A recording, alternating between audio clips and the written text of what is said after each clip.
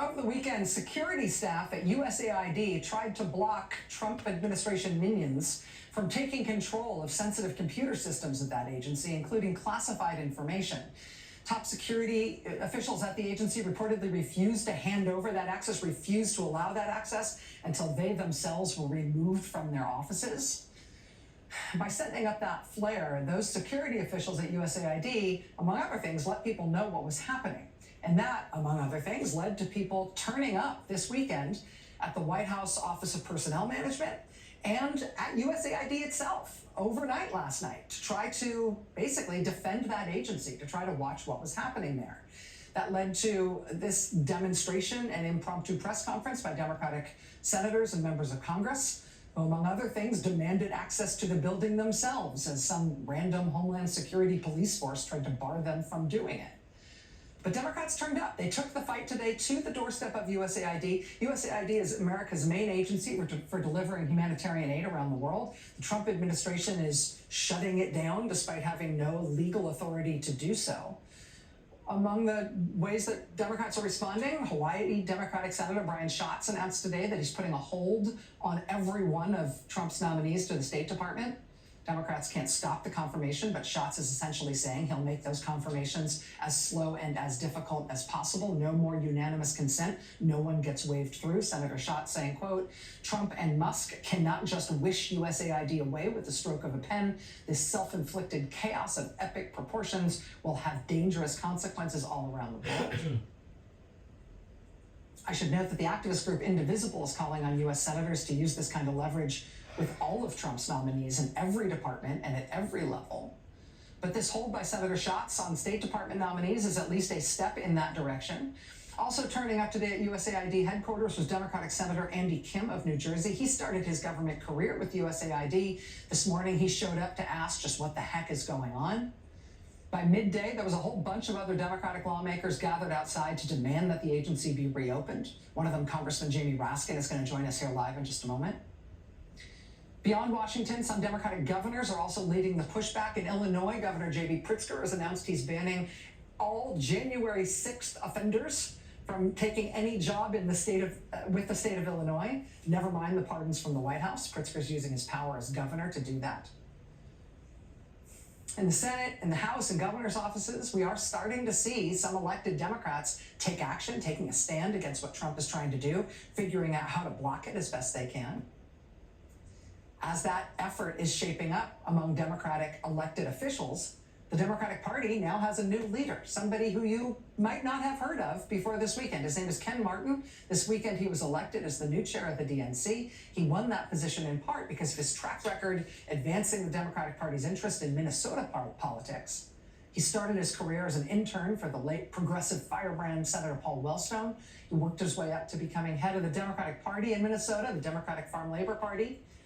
In the 2 decades before Martin became the state party leader, the Minnesota governor's office had been occupied by 2 Republicans and 1 libertarian-leaning former professional wrestler.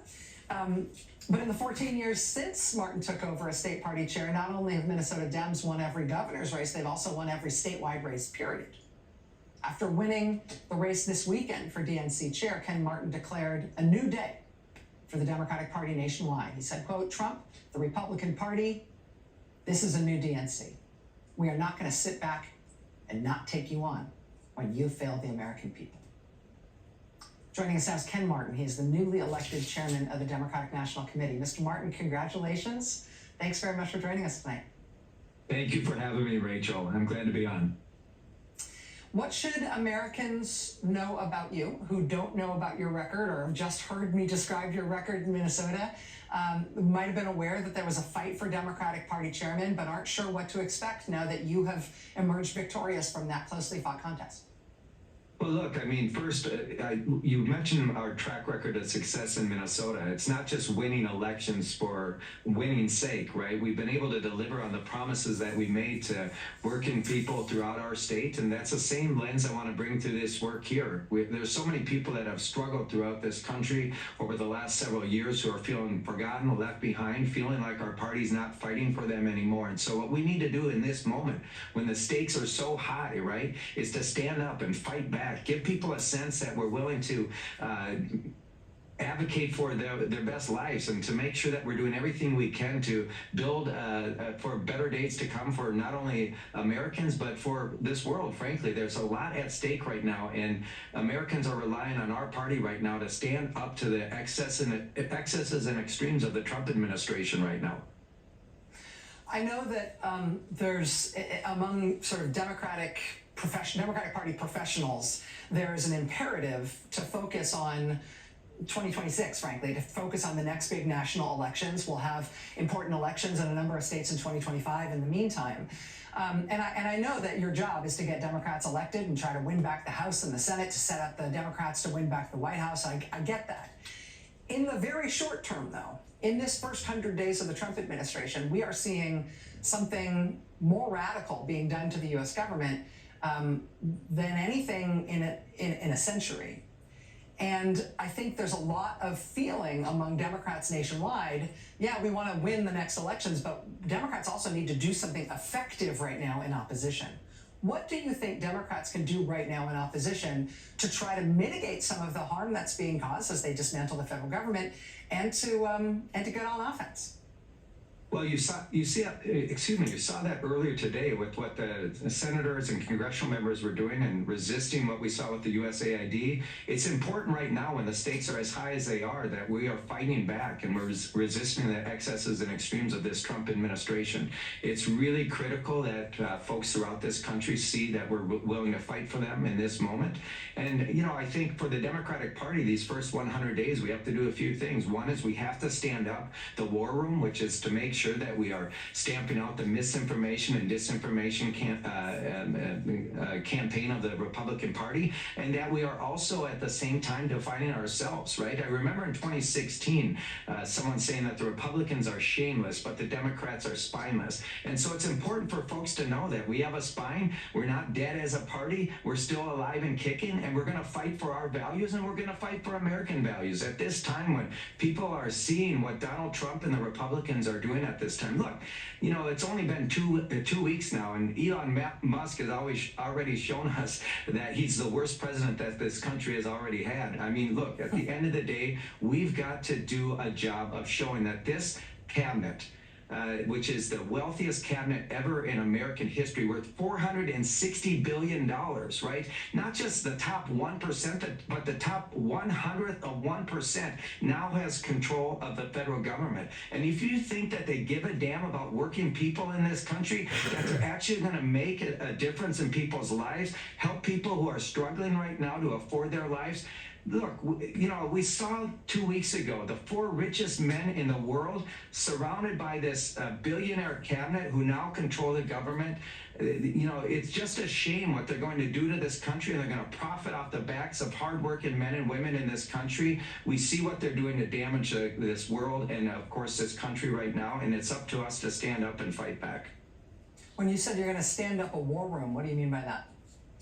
Well, what we mean by a war room is making sure that we take on the misinformation, the disinformation, that we take these folks on in real time, both Trump and his administration, make sure that we're standing up.